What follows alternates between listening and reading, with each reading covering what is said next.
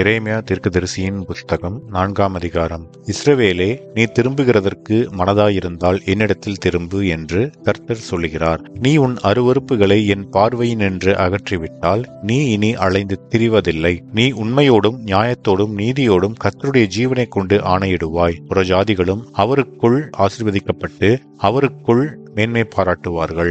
யூதா மனுஷரோடும் எருசலேமியரோடும் கர்த்தர் சொல்லுகிறது என்னவென்றால், நீங்கள் முள்ளுகளுக்குள்ளே விதையாதிருங்கள், உங்கள் தரிசு நிலத்தை பண்படுத்துங்கள். யூதா மனுஷரே, எருசலேமின் குடிகளே, உங்கள் கிரியைகளுடைய பொல்லாப்பு நிமித்தம் என் உக்கிரம் அக்கினியைப் போல எழும்பி அவிப்பார் இல்லாமல் எரியாதபடிக்கு நீங்கள் கர்த்தருக்கென்று உங்களை விருத்தசேதனம் பண்ணி உங்கள் இருதயத்தின் நுனித்தோலை நீக்கி போடுங்கள்.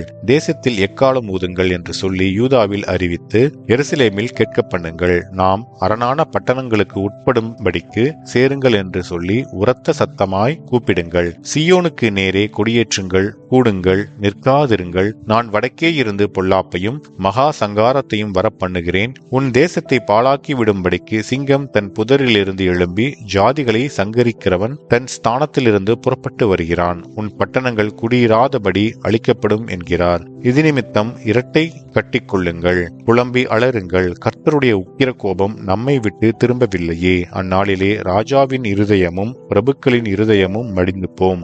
ஆசாரியர்கள் திடுக்கிட்டு தீர்க்கதரிசிகள் திகைப்பார்கள் என்று கர்த்தர் சொல்லுகிறார். அப்பொழுது நான், கர்த்தராகிய ஆண்டவரே, உங்களுக்கு சமாதானம் இருக்கும் என்று சொன்னதினால் மெய்யாகவே இந்த ஜனத்துக்கும் எருசலேமுக்கும் மிகுதியான மோசத்தை வரப்பண்ணினீர். பட்டயம் பிராணன் மட்டும் எட்டுகிறதே என்றேன். வனாந்திரத்தில் உள்ள உயர் நிலங்களிலிருந்து ஒரு தீங்காற்று என் ஜனமாகிய குமாரத்திற்கு நேராக அடிக்கும் என்று அக்காலத்திலே இந்த ஜனத்தோடும் எருசலேமோடும் சொல்லப்படும். அது கூற்றறவும் மாட்டாது, சுத்திகரிக்கவும் மாட்டாது. இதை பார்க்கிலும் பலமான காற்று என் காரியமாய் வரும். இப்பொழுது நானும் அவர்களோட நியாயம் பேசுவேன். இதோ மேகங்களைப் போல எழும்பி வருகிறேன். அவனுடைய ரதங்கள் பெருங்காற்றைப் போல் இருக்கிறது. அவன் குதிரைகள் கழுகுகளிலும் வேகமானவைகள். நமக்கு ஐயோ, நாம் பாழாக்கப்படுகிறோமே. எருசலேமே, நீ ரட்சிக்கப்படும்படிக்கு உன் இருதயத்தை பொல்லாப்பற கழுவு. எந்த மட்டும் அக்கிரம நினைவுகள் உன் உள்ளத்திலே தங்கும். தானிலிருந்து ஒரு சத்தம் வந்து செய்தியை அறிவிக்கிறது.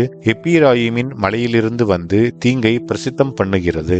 ஜாதிகளுக்கு அதை நீங்கள் பிரஸ்தாபம் பண்ணுங்கள். இதோ காவற் சேவகர் தூர தேசத்திலிருந்து வந்து யூதாவுடைய பட்டணங்களுக்கு விரோதமாய் உரத்த சத்தமிடுவார்கள் என்று எருசலேமுக்கு கூறுங்கள். அதற்கு விரோதமாய் அவர்கள் வயல் வெளிகளின் காவற்காரரை போல சுற்றிலும் இருப்பார்கள். அது எனக்கு விரோதமாய் கலகம் செய்தது என்று கர்த்தர் சொல்லுகிறார். உன் நடக்கையும் உன் கிரியைகளுமே இவைகளை உனக்கு நேரிட பண்ணின.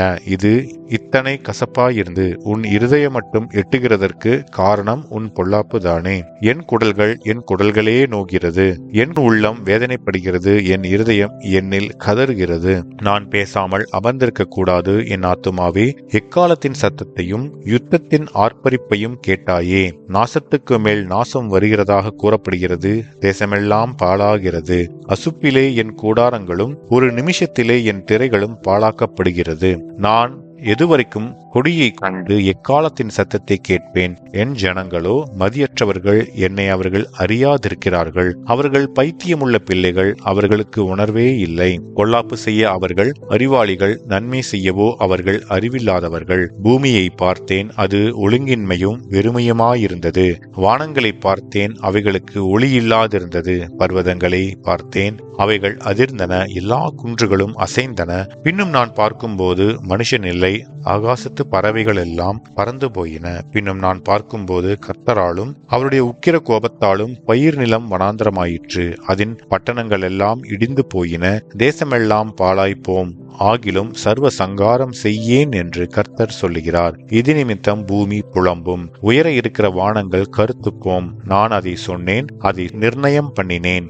நான் மனஸ்தாபப்படுவதும் இல்லை, நான் அதை விட்டு திரும்புவதும் இல்லை. குதிரை வீரரும் வில் வீரரும் இடும் சத்தத்தினாலே சகல ஊராரும் ஓடி அடர்த்தியான காடுகளில் புகுந்து கண்மலைகளிலும் ஏறுவார்கள். ஒரு மனுஷனும் அவைகளிலே குடியிராதபடி எல்லா ஊர்களும் விடப்பட்டிருக்கும். பாழாய்ப்போன நீ இப்பொழுது என்ன செய்வாய்? நீ இரத்தாம்பரம் உடுத்தாலும் பொன்னாபரணங்களால் உன்னை சிங்காரித்தாலும் உன் கண்களில் மையிட்டு கொண்டாலும் வீணாய் உன்னை அழகுபடுத்துவாய். தோரநாயகர் உன்னை அசட்டை சேட்டை பண்ணி உன் பிராணனை வாங்க தேடுவார்கள். கர்ப்பவேதனை படுகிறவளின் சத்தமாகவும் முதல் விசை பிள்ளை பெறுகிறவளின் வியாகுலமாகவும் சீயோன் குமாரத்தியின் சத்தத்தை கேட்கிறேன். அவள் பெருமூச்சு விட்டு தன் கைகளை விரித்து, ஐயோ, கொலை பாதகர்களாலே என் ஆத்துமா சோர்ந்து போகிறதே என்கிறாள் என்பதே. ஆமென்.